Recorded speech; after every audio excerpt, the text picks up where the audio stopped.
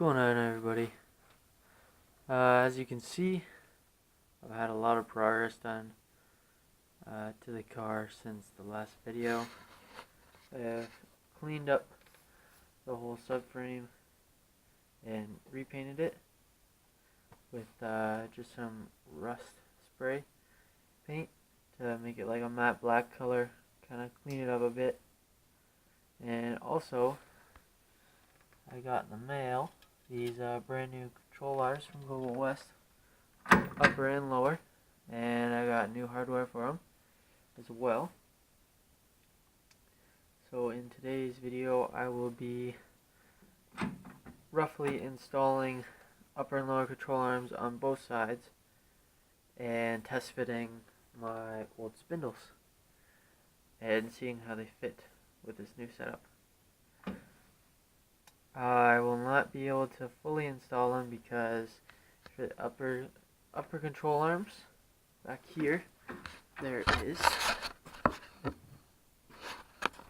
So on the upper control arms, right back here where this rod is, there's supposed to be shims between the rod and the subframe, and those help align the camber and the caster of the front end, and I'll not be able to really tighten up the upper control arms because of that, but I'll be able to get like a rough fitment after I purchase those shims from either online or a shop in town.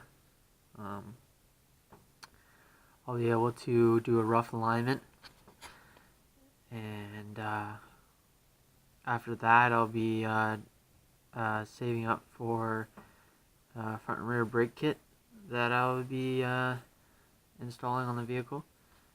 So yeah, so in today's video I'm just going to be rough fitting the upper and lower control arms, so hope you enjoy.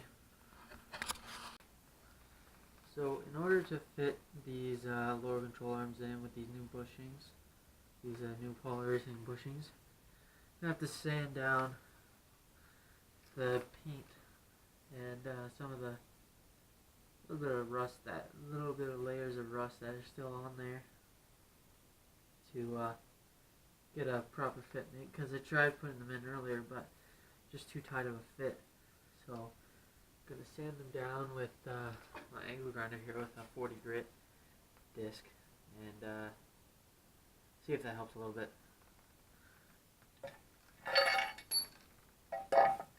Way.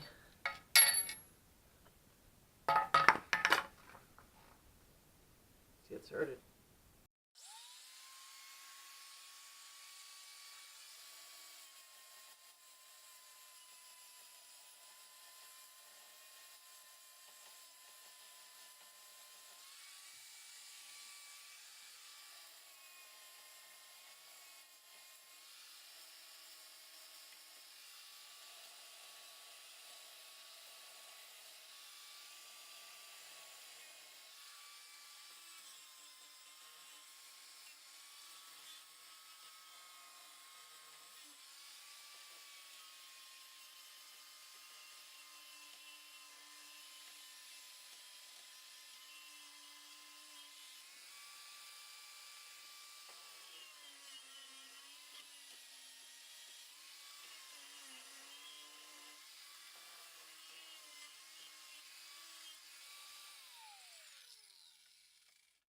See if that little bit of sanding helps out a bit. These are the bolts that I purchased, grade 8. I believe they're a 1/2 inch. Also got washers and nuts for both sides, because when you purchase the control arms, they don't come with any hardware. All they come with is the sway bar end length, and that's it.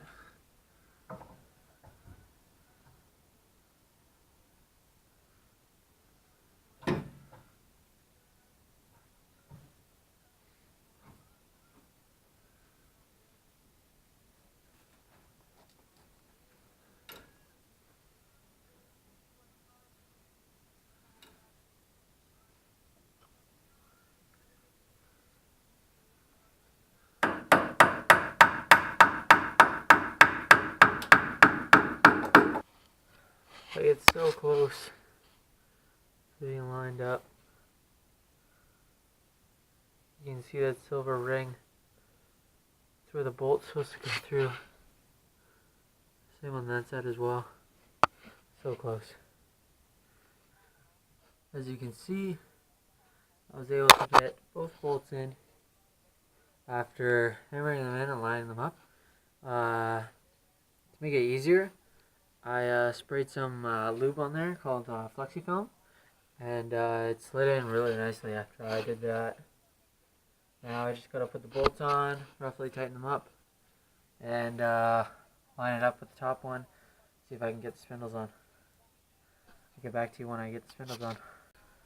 So I got the spindle roughly lined up now. Got the nut on there, and sway bar end links just roughly in there. Looks pretty good to me. So now I'm just going to tighten up the bolts, lower control arm, take the spindle back off, take the sway bar end link off, and move on to the other side. And then after that, I'm going to try and fit my Viking coilovers in. See how those fit. I'll get back to you when I'm putting in the coilovers. So I ended up getting the shock out, and it was a real pain in the ass because these two bushings here wouldn't separate from the actual like threads of the shock. So I had to, once I was taking it out and got this top nut off, I had to hammer it up from the bottom down here, hammer it up so it loosened this bottom one up and the top one up, and then I had to hammer it down, and it finally came out. So I just put everything back on the shock, and I won't be reusing these obviously, but probably just take them to the scrapyard, get some spare money for them. And now I'll be taking the spindle off and working on getting the coil spring out here.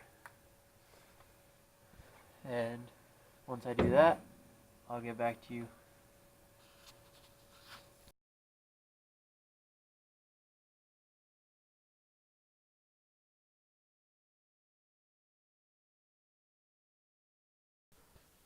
So my camera died while I was talking, but just to recap, so that's going to be it for this video. Just putting in like the lower and upper control arms with the coilovers. In the next video, I'm going to be removing both axles, both of these shields here, this brake master cylinder, and going to be removing, if you can see at the end of my finger there, the rear diff plate to drain all the fluid and put new fluid in it. And the reason I'm taking all this apart is because after I take this all apart, I'm going to be ordering my new disc brakes.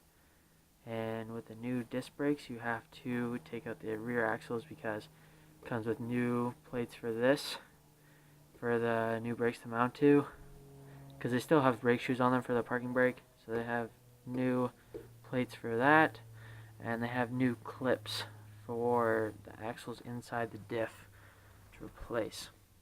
So that'll be in the next video. Stay tuned.